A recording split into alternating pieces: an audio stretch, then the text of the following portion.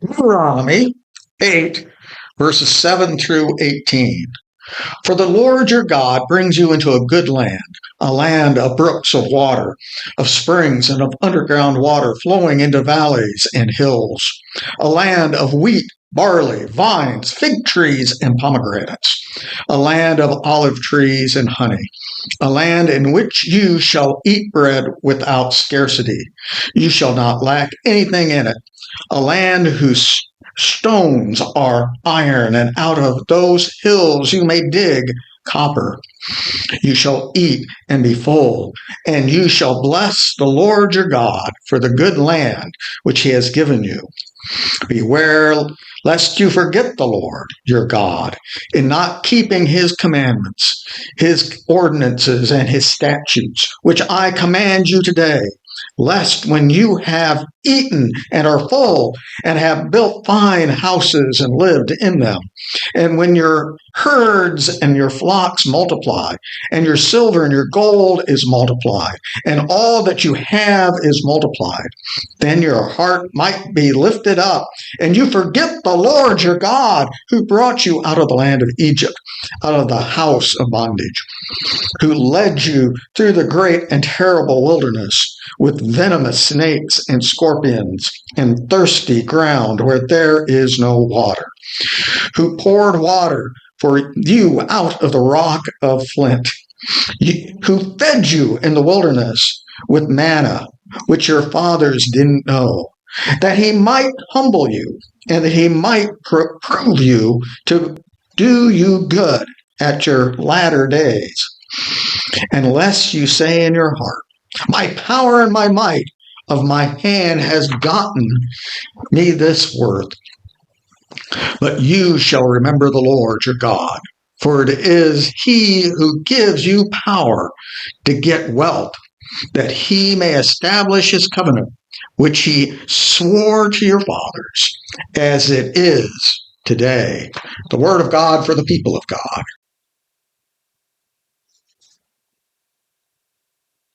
Around 400 years ago, a group of persecuted Christians were looking to start a new life in a new land.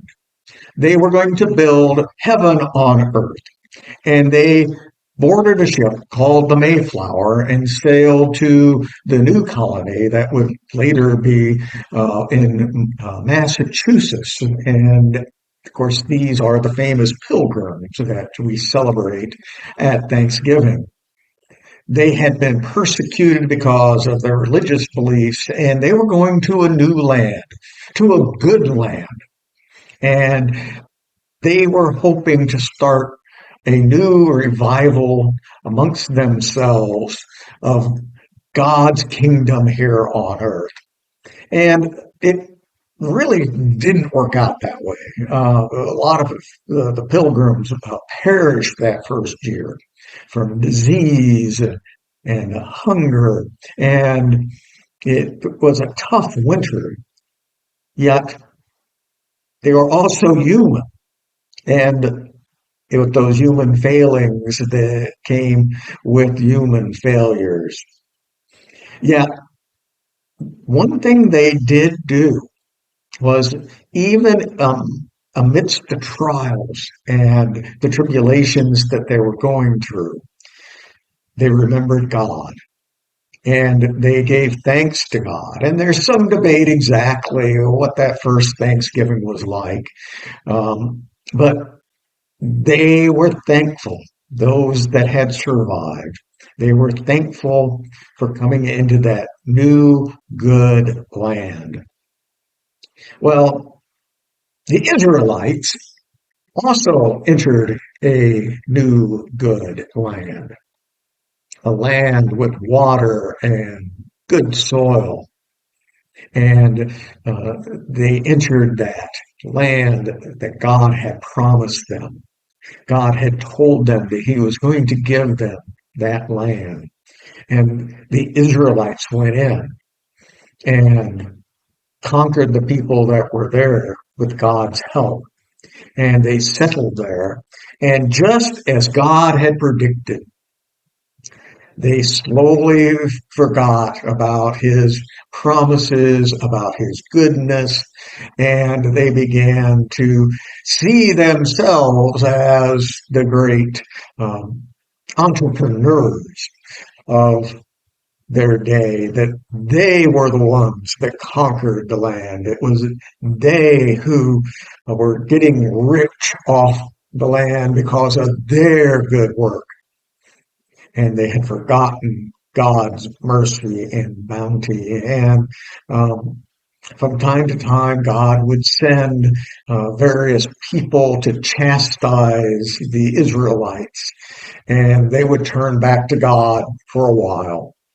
But this cycle continued for centuries where the people took pride in their own works and forgot about God's promise and God's mercy and God's power. And so, um, and so it was here in the United States. Also, the pilgrims eventually assimilated, other people moved in, and that weren't quite so religious.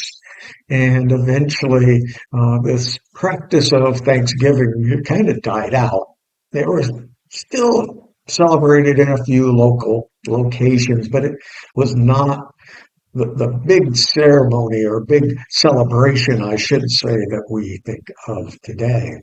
That came about during one of America's most trying times, the American Civil War. Lincoln was the one that reinstituted the Thanksgiving on a national scale. And it was quite different from the Thanksgiving that we celebrate today. It was a day of fasting and prayer, not feasting and football like it is today. But Lincoln remembered, even in the midst of America's most bloody period, of God's power and might and justice. And so he called upon the people of the United States to remember what God has done and called for that first Thanksgiving in 1863. And ever since then, it has been part of the American culture, and it's been formalized by various laws and presidential decrees and things along that line. But again, we have a tendency to forget why we're celebrating Thanksgiving.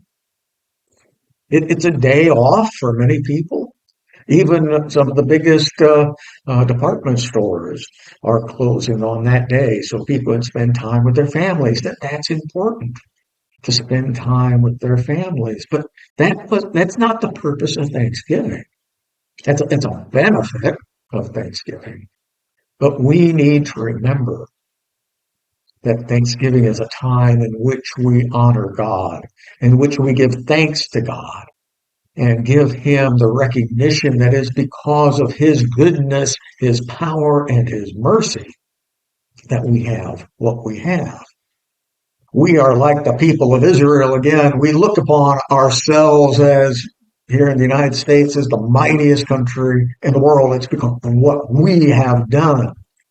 It's our intelligence. It's our hard work that has gotten us to where we were at as individuals and as a nation. We take pride in that individualism of the American spirit, yet that individualism is nothing without God. And we need to remember this Thanksgiving that it is about God, not just football and family. People have asked me from time to time, is Thanksgiving a Christian holiday? And the technical answer is no. There's nowhere really in the Bible that says thou shalt keep the Thanksgiving day.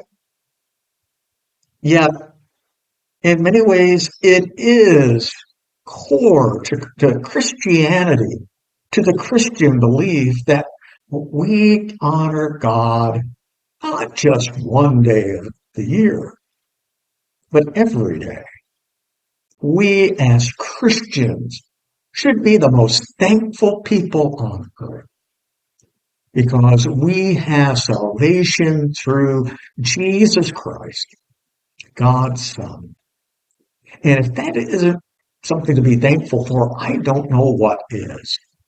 And so, this Thanksgiving Day, take time out in between the football games and the family dinners and remember what God has done.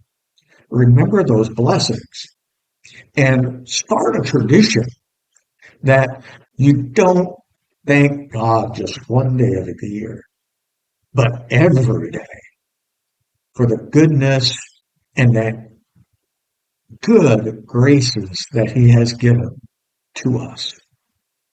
Remember and thank God for His power and for all of that wealth, not just money, but spiritual wealth that He has given to us each and every day.